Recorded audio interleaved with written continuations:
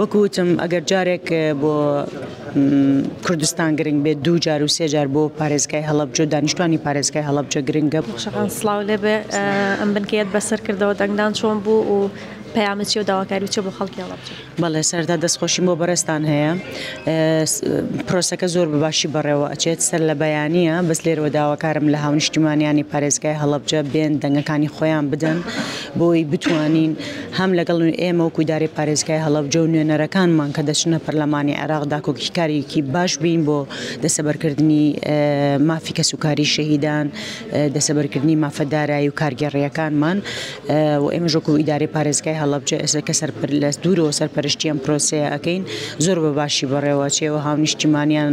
بەجوانیان دەنگی خۆیانەدەن پێمان وایە بەپی تەجروبەکردنمان لە دەنگدانی تایبەتە پرۆسەکە زۆر بەباشی بەڕێوە ئەچێ کۆمەڵێک ڕێنمایش لە لایەن کۆمیسیۆنی باڵای هەڵبژاردنەکانەوە وەکو ئەوی کە جیهازەکە یاخود